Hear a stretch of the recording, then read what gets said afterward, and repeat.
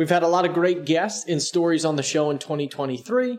To finish the year, we wanted to put a few of our favorite deal stories together in this episode. The first is with David Stradinger of Winchester Development, episode 6, recounting the development and sale of North Beach Towers during the financial crisis. The second story is Landon Zimmer and Joe Wasserman of Zimmer Development. That's episode 11, the development and exit of Mayfaire Town Center and their potential 40-story tower in Raleigh. Lastly is with Travis Bary of Capital Vacations, episode 3, and that is of their 2022 acquisition of VRIA. Hope you enjoy.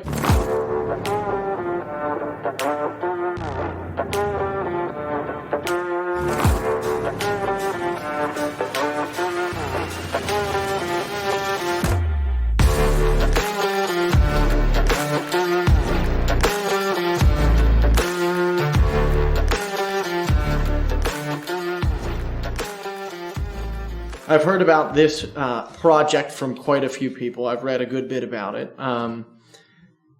It sounds like you found a pretty creative solution to, a massive property and really arguably the most iconic property in the county. So North Beach Tower, similar to Atlantis, 337 units. You broke ground in 2006, finished in 2009. So anyone looking at a calendar can tell that property was developed through 2008. Right.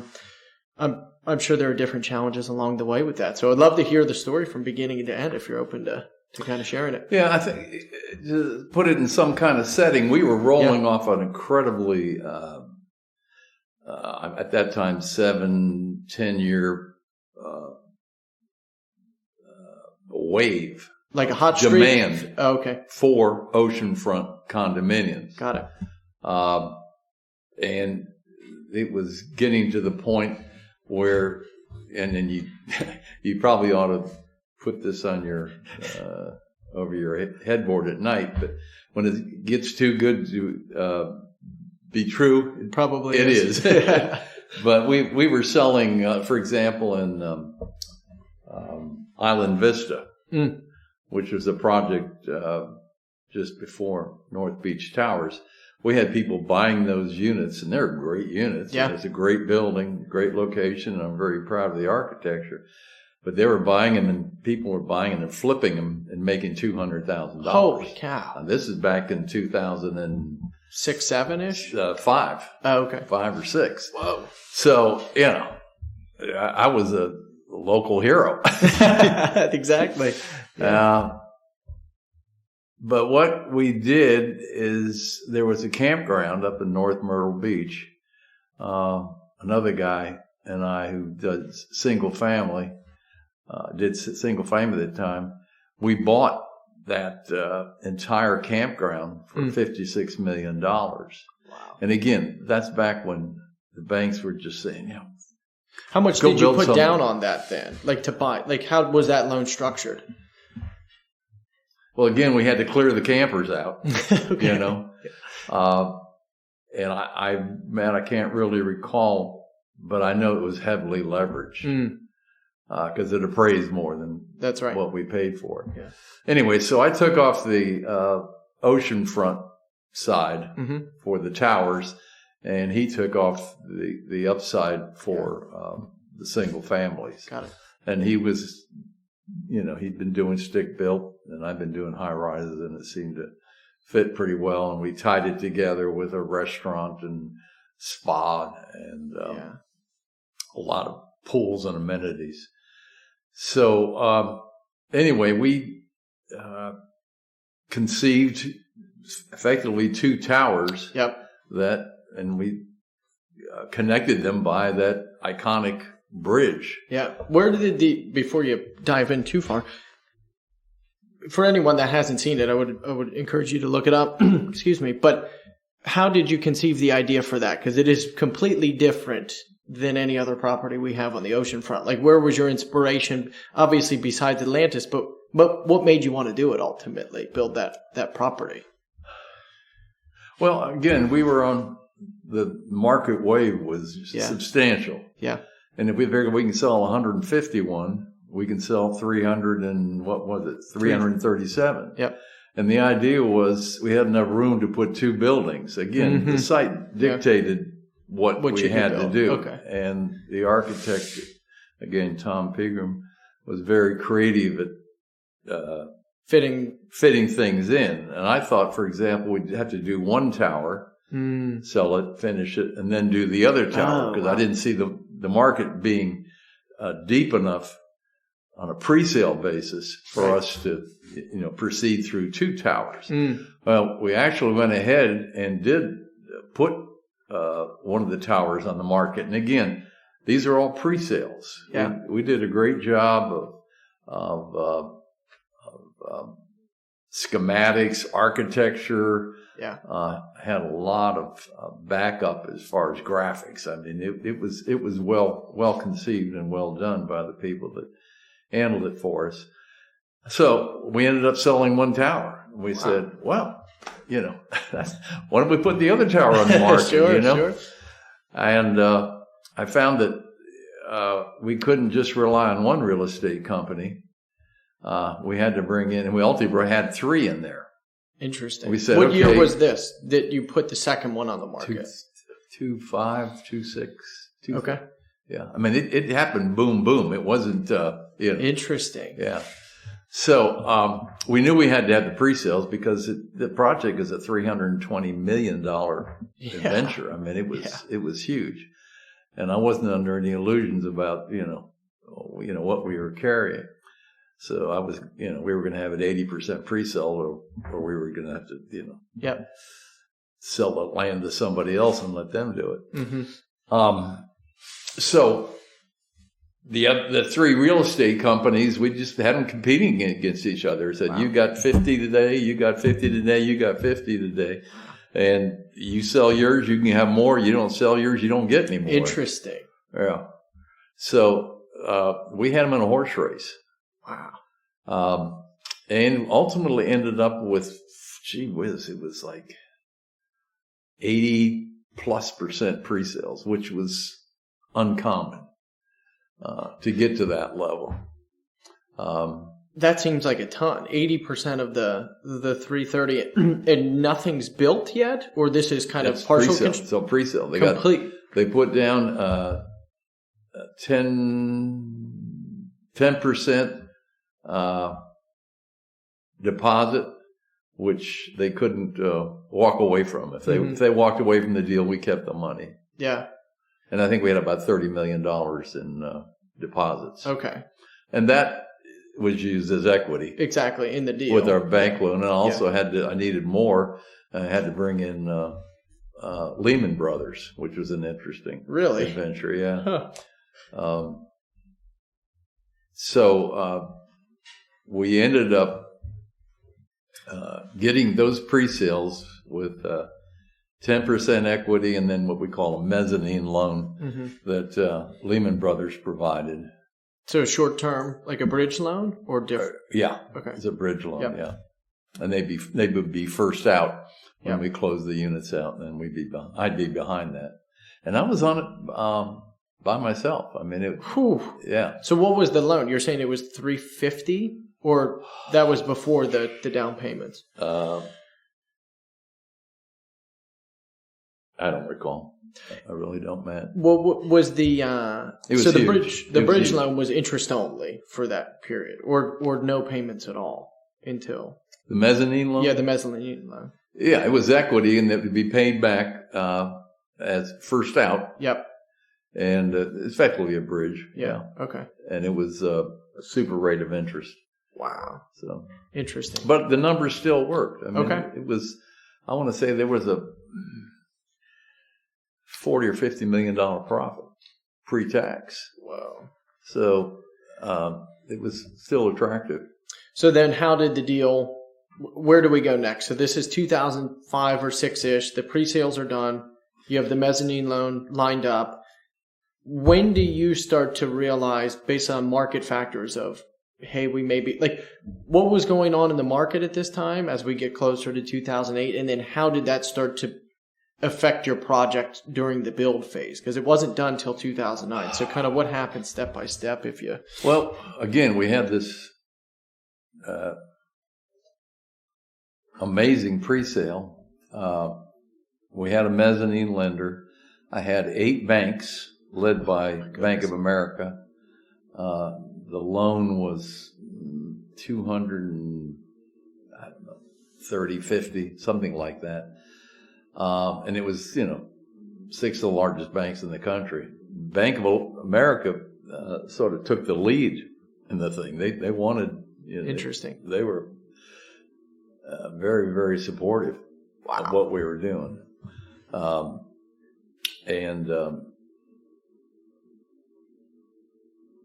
It was, believe me, it was unbelievably difficult to put together because you had Lehman Brothers, 6 banks, and then you had all sorts of cross easements between the usage. For example, the people up the hill in the single family had to have access to the swimming pool. Oh, wow. And we built 13 pools. So okay. Yeah. It wasn't particularly unfair, but there was just a lot of back and forth relationships that had to be established. And we had to put parking in for the towers as well as future parking for what was, it hasn't been built, a third phase of that thing. So, oh, interesting. So after all of the financial portion is set up, so we have all these banks, which I'm sure took an exceptional amount of time to do.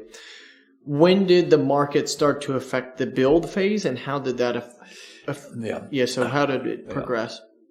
Well, as we started building, we thought we'd be, continue selling. Yeah, exactly. We got 20%. That's right. And mysteriously, things started to, just slow down. We weren't getting any new contracts. Yeah. I mean, it was quiet. Right. Very, very quiet. And we knew that things were, we thought it would be a short-term situation. Turned out to be much greater. What we did is we focused, and we had a great relationship with the banks. As I met with them at least every month to go over, where we were, what we thought. But what we did is, I said, okay, I've got 280 buyers out there who's got averaging $90,000. Yeah, we're going to make sure they close, okay? Because if they close, we're out of the woods. That's right.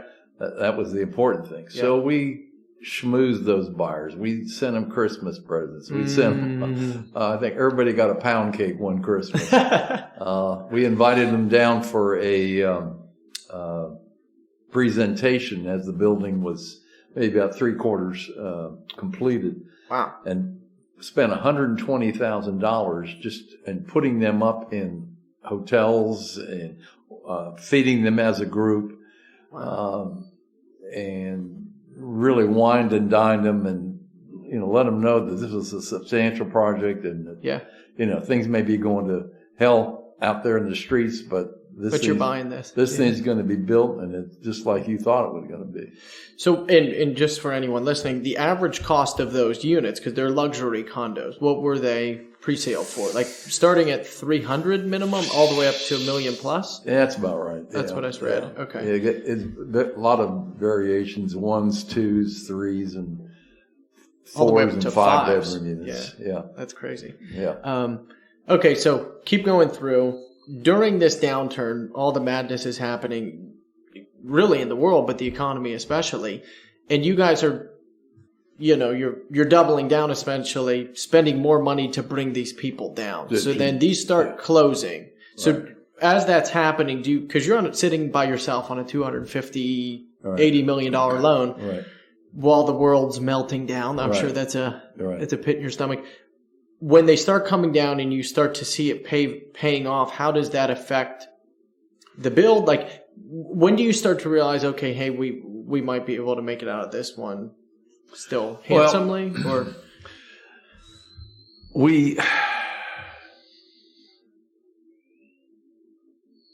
What happened when we got our CO, certificate of occupancy, on the building, ready to close, the mortgage market went to hell.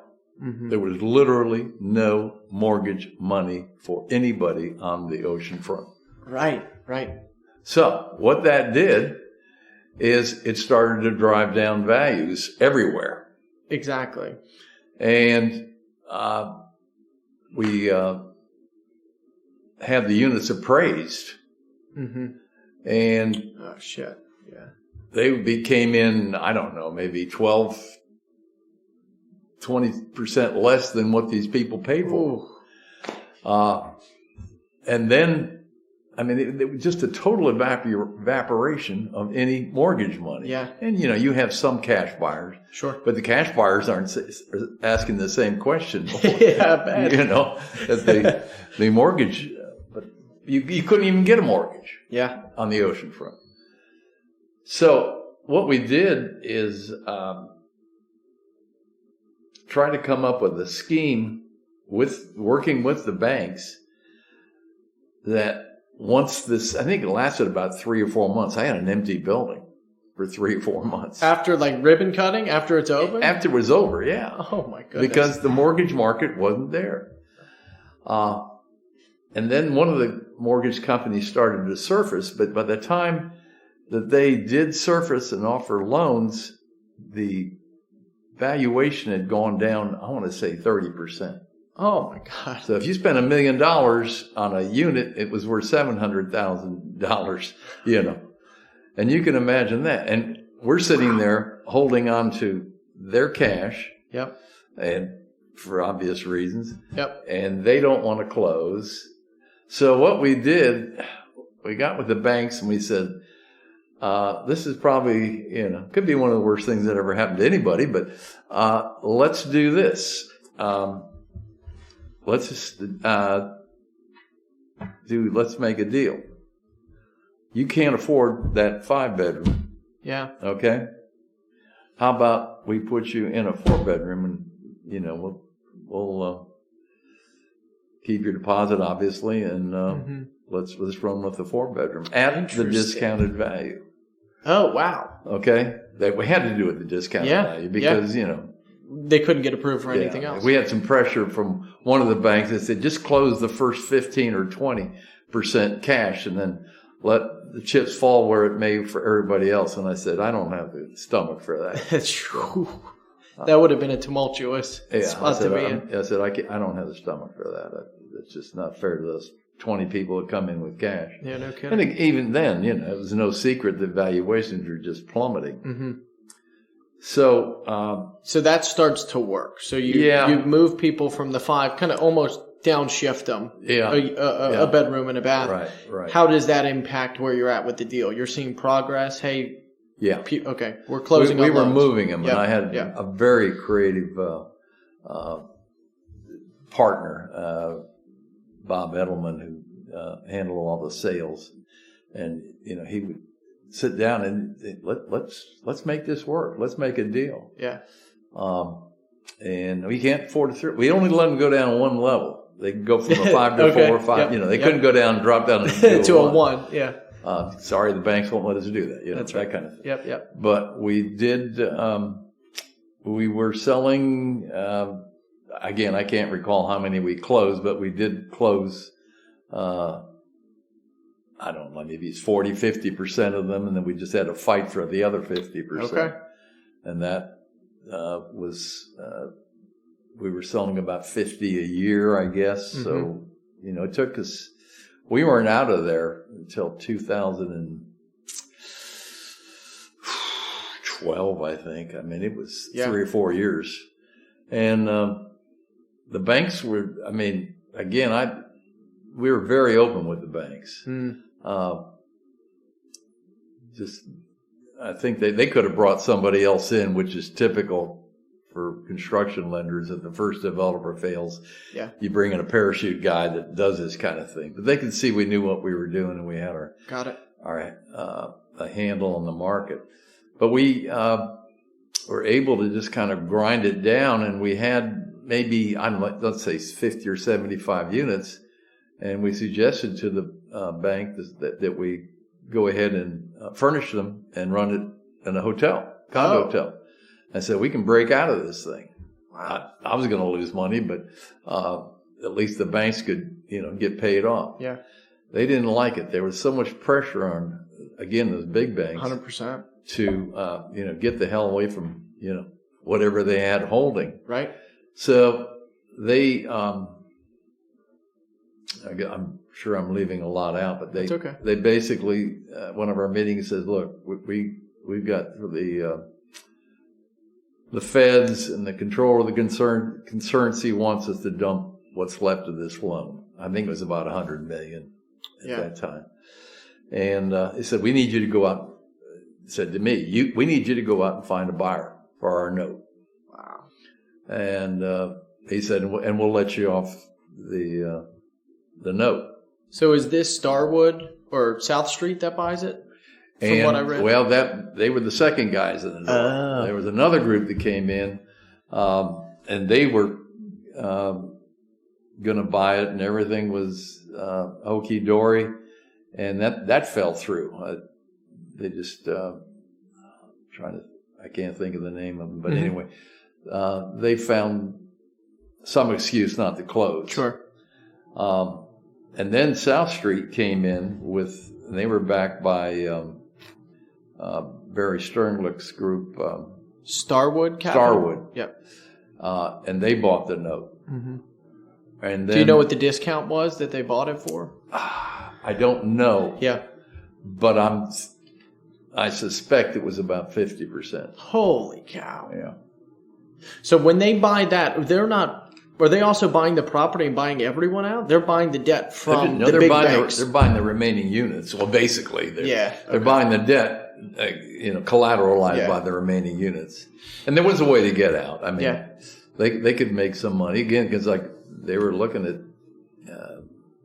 I don't know this. Yep. But I suspect it was 50 cents on the dollar. Holy cow! And again, it was all supported by the banks. That's insane. Southwood liked what we were doing, so they were paying us a fee, pretty good fee, as was the banks up to that time, just to try to cradle this thing down and continue the sales program. That's what I read. So I read that your team stayed in place even after they acquired the debt. Yeah. And was that a part of the negotiation for you getting out, or what did you see the purpose in doing that was? To help them still move the units? Was that keeping the sales process in play? Yeah. Or in place? And quite frankly, there wasn't a lot of alternatives out there. As far as, right. You weren't going to go do another high-rise. That's a good point. At that point, golf courses got overbuilt. Yeah. Like I say, you got to pivot or stay where you are. So it made sense for us to stay there with it, and they made it worth our while. So all things considered, started breaking ground 2006, get out of the deal altogether, sounds like in 2012, and then you still stayed on.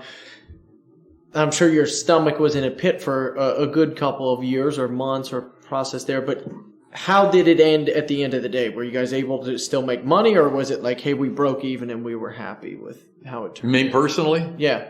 I lost $5 million. That's it. Yeah. Fortunately, I'd made $5 million before that. But that helps. It was a loss, and of course, the way the tax code reads, you can carry that forward for additional income in future years. This episode of The Deal Ranch is brought to you by Reed's Jewelers. Reed's has been in business for 77 years. Since 1946, they have been devoted to customer service and quality. Visit Reed's for a large selection of fine Swiss timepieces from Omega, IWC, Breitling, Grand Seiko, Tudor, and Tag Heuer. With fast free shipping and 24-hour customer service, Reed's is the perfect gift for this holiday season and any moment you want to remember. Find a Reed's store near you or shop online at reeds.com. That's REEDS.com by clicking the link in the show notes. So starting with Mayfair, I think first store is 2004. Fill me in, whose idea was it? It's 400 acres or so. How did it come to be? I can speak to that. So, perfect. This project started, I think, 99, right before I started here, and it was in the works. And the story goes that the attorney for the previous owner, it was a farm, had the same attorney as our partner, Hyman Brody, Brody Co. And I believe they were put together, and but the story goes there was an offer for sale over the old fax machines, and they didn't hear anything for 6 months, right? And thought it was dead, and then all of a sudden the acceptance comes back.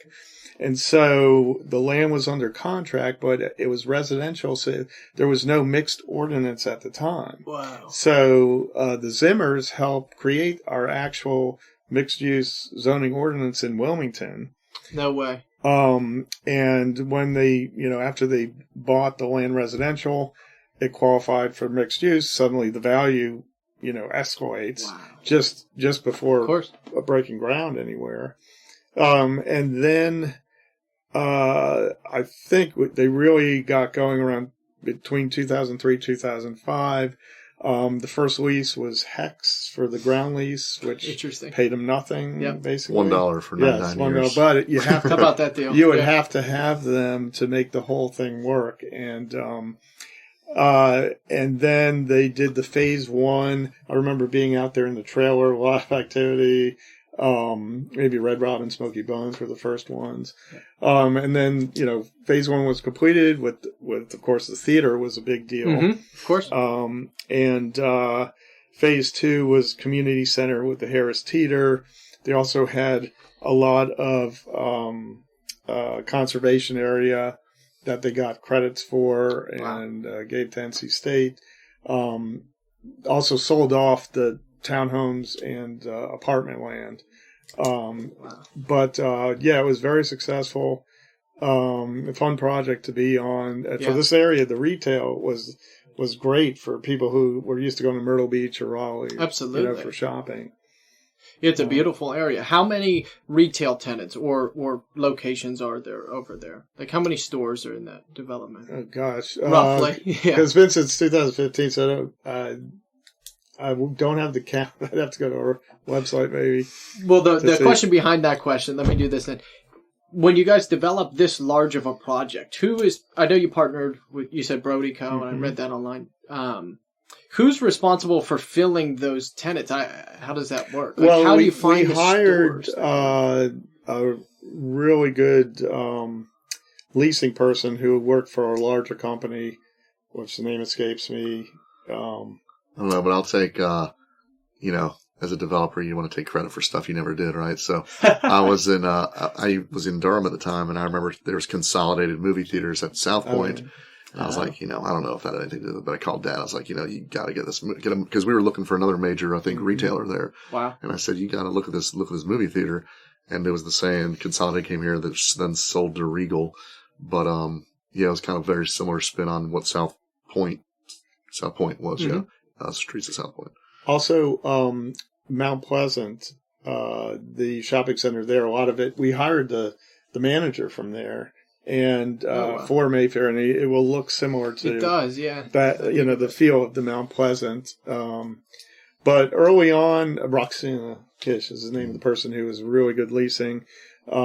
She got national tenants, put them in. Wow. The timing was great before Amazon to fill up big box stores and things like that. And she got big names for the town that the mall couldn't get. Yeah. Wow. And so it became really successful. And then, they did phase two and then completed out phase three, all in maybe 8 or 9 years to start to finish to get it all in place. Interesting. And then sold in 2015. So were there any big challenges prior to the sale? Were there any big challenges developing it along the way besides early on the zoning? Well, the challenges were after it's developed, the co-tenancy clauses for these big box lease spaces, and that, like Linden's and things going bankrupt, then you have to have the replacement tenant, and there's always the challenge of filling it up so that maybe another tenant doesn't pay abated rent. So it was a lot of work in the management. We had in-house security, in-house marketing, gift card program and dealing with the public. So it was a lot of in-house employees at the time. So the challenges were after it was developed, not not getting it built. In the co-tenancy issue is like, if us, tenant A, is in here, we're going to sign this lease, you can't have our competitors in stores Well, nearby? it's if like Michael's likes to be by Linden's and things, it's both non-competing stores, but also we don't want to be by a big vacant box, so our rent will abate, things like that, or we kick in the percentage rent instead of regular rent. And then I would say the only other challenge was the downturn of the residential. They built the first 64 condos. They sold immediately. The ones above the store? Above the retail. And then a decision was made. Well, one thought was, well, let's build all the way to the theater and all the way in an L shape, nothing but condos you can never lose. And you're familiar with Market Common and what happened of course. when they did that. Yeah. Luckily, the wise decision was, let's not do that. Yeah. Let's just build 10 on each side as extra. Yeah. Well, turns out it took like over 10 years to sell out those last 20 units. So that it could have been a disaster Fortunately, had we gone with many condos. So takes 10, 11 years to, or we're 10 or 11 years in. It sells in 2015 for $192 million, I think, or something close to that. What sparks the decision to sell? And then how do you move an asset for $200 million? Do you contact a broker? I assume you're underwriting it at a cap rate. Like, walk me through the decision to sell and how it sells. With the in-house decision, a lot of debate. I will tell you what sparked it was across the street sold for a low cap rate with no major tenants. What was the cap rate? At the time was 7 something. I mean, it was low for the time. Yeah, that's right. With no national tenants to speak of. And of course, once the decision was made, we went to Saddle Studley as the broker, but there was a lot of debate. Should we keep this? Should we sell? And remember, this is before Amazon and, the state of a lot of big boxes now. Yeah. Anything to add? No, you covered it. It sounds like there might be more to the story. Joe likes to remind me that I did not want to sell at the time, and as of now, he was right in wanting to sell. I'll just say that. How long did it take to sell? So you make this decision where people are voting on yay or nay on it, and eventually you come to the decision that, we're going to sell it. Contact a broker. How long to get? I think someone who owned a bunch of other malls bought it from you guys. CBL eventually bought it, but there were offers ahead of that fell through. So it might have been a 2-year period of had the offer, we were down the road, they couldn't close or something like that. Then it was back out to the second runner up and things like that, and it eventually closed with CBL. Yeah. They both, they bought both. But soon after, they flipped the community center, but they retained management. I think CBL might be Reed's largest landlord as well. Oh, or they were at the time, yeah. So I believe the families have a good relationship, with them. They're a family out of Chattanooga, Wow. Developers out of Chattanooga. For a deal this size, is it just bank funding that they're closing with and you're kind of getting this all-cash transaction, or is there a component of seller finance or any other creative finance that seems like such a large asset? No, they had the wherewithal as a public company to do it. Yeah, very cool. Landon, it seems like we can pivot to your baby here from what I read online, this 40-story tower that's proposed to go into Raleigh. So I looked at it on Google Maps, and it seems like an absolutely killer location. One, what is prompting the development of a 40-story tower? Very Zeckendorfian, I suppose, in a way. To build something that big, it's going to be a huge component to the city there. How that idea started, and where's the project now? Well, we assembled a couple parcels there, and there's a lot of development going across the street. You had a new road, new overpass put in there, I believe, and you got national developers. You got Kane, who's, I don't know if you're familiar with them. They're huge in Raleigh. They're that's Mr. Raleigh, and they have a big mixed use development across the street. Across the other, that's to the west. North of us, you've got Hoffman came in from DC. They're a big developer. they're putting in a big mixed use there, right next to they bought maybe 15 acres or so from the university there. And Caddy Corner, there's a big park going Caddy Corner for us. But 40 stories, we'll see about that. We got rezoned for 40 stories. Yeah. So we were happy about that. That was kind of our plan from the get go. And it's got rezoned. It's got it's a great, it's the best property we own. And, that dirt, that dirt. Yeah. That's probably, you would think so, Jet. Yeah, it's the best location. It's a powerhouse. It's right on the side of the highway, isn't it? Yeah. So originally, we wanted the rezone for 40 stories. This was, again, I think, so pre-COVID, you've got everybody's working in offices. Mm-hmm. So we knew, Apple's coming, some other folks. We were hoping for an Apple or some whale to come lease us up. And the thing was, you can't lease it until you get the rezoning. And, there was kind of a chicken and the egg. So we got it rezoned, and, no whale has come biting yet. So I would think we're going to probably proceed there with multifamily, retail on the floor, and, just continue kind of what everyone else has done in that area. Not necessarily go 40 stories, but we'll see how high we go. I don't think we'll be reaching I don't think we'll be the tallest building in Raleigh, but who knows how high we'll go. Will depend on the pro formas. But so we've got it all, I guess, going through permitting still, getting that site is in the Brownfield program here in North Carolina. Oh, wow. And yeah, it's exciting. It's an exciting location. Just that's the site. Again, there's developers around there doing a great job, and everything's growing. That whole city's booming. I think I saw maybe 60 people a day moving to Raleigh. So it's a neat place. It's a fun place to be. Absolutely. As far as design of a project like that goes, so you're saying retail on the bottom and then multifamily going up. How long of a time period or how much work goes into, how many units would that be? Like multifamily? It'd probably be 200 to 400 units, I'd say. Wow. In kind of obviously Class A, but would it be more skewed towards a luxury apartment? Yes. Yeah.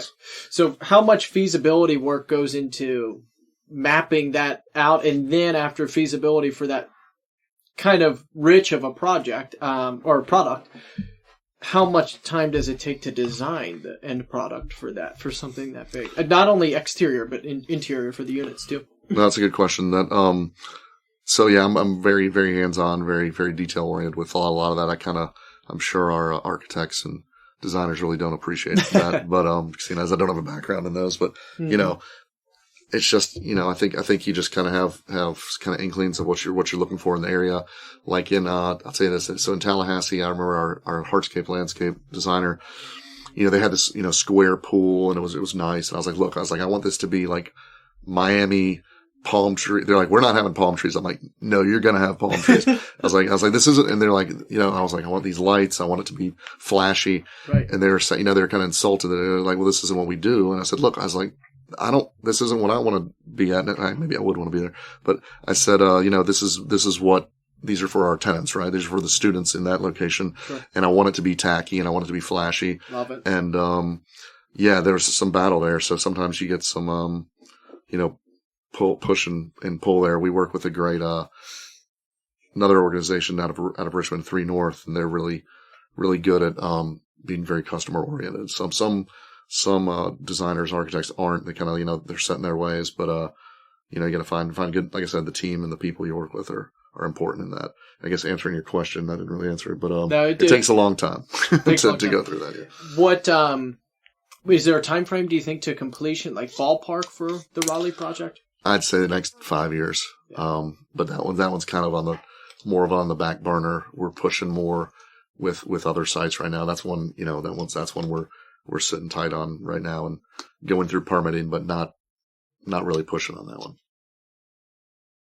I think the thing first, it's been a great acquisition for us. And I think that's the best part, but we move fast on stuff, and we, what made this particularly complicated was, of all the acquisitions we've done, this is the first one that we've ever done that we didn't buy the entire company. Whoa. Right. So if you think about that, is you have a huge company like MVW with a huge, $6 billion market cap or something. We bought one of their sub companies that they wasn't their core business, right? It was VRI was the manager in the independent space, and Marriott is a company of brands, as they like to say, overall. So it made it complicated because we're buying a business and having then to separate it from a larger company. Sure. Right. So we're still working through the separation of IT, and things like that today, which made it. Now the MVW team was great. Yep. They did everything that we negotiated, and they actually delivered some things ahead of time, which was awesome. Because nice. You never know how that's going to go because once the deals are done, everybody goes on and focuses on something else. Yeah. So that made it really complicated. What also made it complicated was we're onboarding 100 different resorts. Crazy. With independent boards. Yeah. That are any change you have to explain, right? Mm-hmm. And the good news is their boards are educated, so they were for the almost 100%. They got the reasons why it made sense. Yeah. And the third thing that made it complicated was there were parts of VRI that had never been totally integrated into one company. Mm-hmm. So, for example, they're operating on two different inventory management systems. Mm-hmm. So we're actually putting everybody on ours. Yeah. And it's not like it's one conversion. So it's a lot to do. Yeah. That's a small example, but and we knew that going in. So none of that was a surprise. No, none of that was a surprise, but it just, something if you haven't done it before. Yeah. You have to do it, but you don't really, you never fully know what you have to do until you do it. 100%.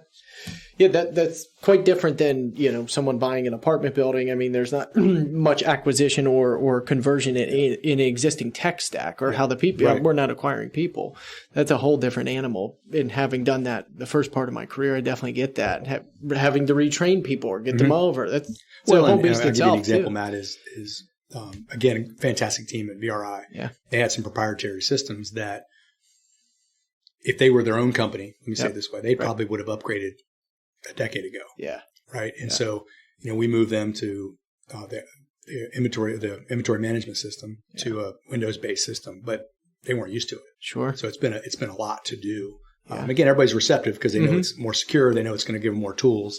But still, it's changed. It's changed. Change is change. Yeah. It's changed. So how long did that deal take? When did it start on the sales side? Is this acquisition at a higher level? Does it start with someone like Jason? How long ago did this begin of talks? And then you're still doing onboarding, like you said now, but what's the total length of this deal? Yeah, Jason and I had a meeting with the Marriott CEO back in 2018 after they bought BRI. And we just, a quick 10-minute hello at an industry function, just saying, listen, we know you just bought ILG Interval, and VRI is a part of that. If you ever want to move that on, we're interested. How crazy is that? Now, and then you fast forward to the end of 21, Marriott goes out with, they put it out to bid. And so we participated in that bid process to purchase VRI. And there were several other bidders. Sure. Again, hats off to Jason, right? We use a lot of resources, outside resources too, for diligence, but he drives it. That's his, one of his many things he's good at. And, we quickly established a value that we could put on VRI. Sure. And a lot of that, again, is back to that. What are they making today?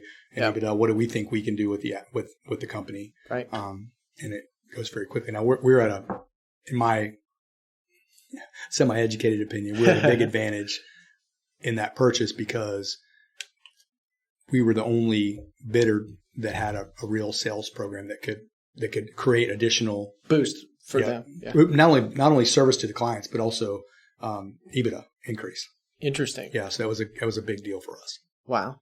And what was the total time span of that deal, do you think? Not long. It probably from bid to close 6 months. Yeah. That seems pretty quick for that substantial. 7 months maybe. Yeah.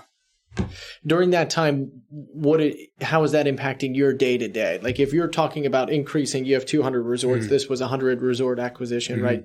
Simple math, you're doubling the size of, I guess, just resorts, you're doubling the size. But how does that change day by day? Because if like any other sales process or deal, right? You go through it, and some days you're like, oh yeah, we got this thing locked up. Other days you're like, maybe we're not. It comes and goes.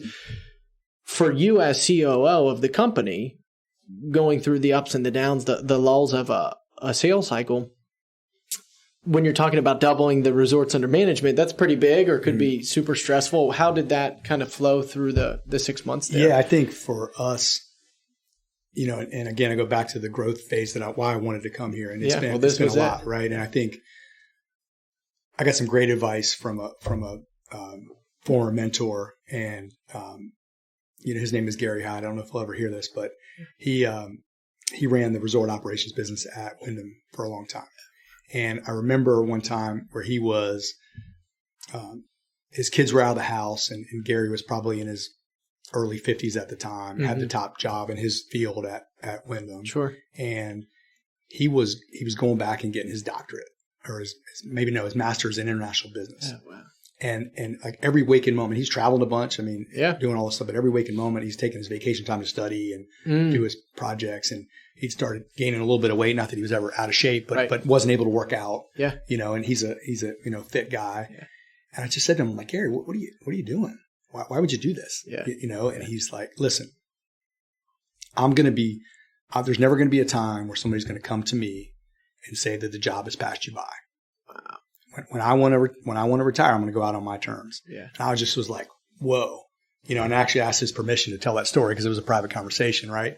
Wow. And I was just blown away, and he said it better than I just said it, but it was very impactful to me. Right. Yeah. So I guess for me, I feel like here that I need to earn the right to my job every day. And that means that I need to grow. And so there were some things that I had to do differently. And I'm, you know, like, listen, I got a lot to do. I got a lot to learn still. Yeah. Right. And everyone, I need to continue to grow, but I feel like as we do more, I have to change what I'm doing. And hey, I don't always see that per se. I mean, I asked Jason for feedback. I asked some of the folks that work for me for feedback. Yeah. Right. And I think overall, that's what I think anybody should be doing. Right. So what has changed? A lot, you know, a lot's changed. I mean, I would have been more intimately involved deeper in the business than I can be today. Sure. And I think that I need to continue to help the folks around me see, you know, develop themselves so that they're able to do more. And I think that's what's fun here. I mean, this is not a place you come if you're ready to, you know, take long lunches, you know, not be challenged, and work at a slow pace. This is a fast-paced environment. And for the folks that want to grow and learn, this is awesome. Yeah. Right. Because you're going to get exposed to stuff that you never would be exposed to anywhere else.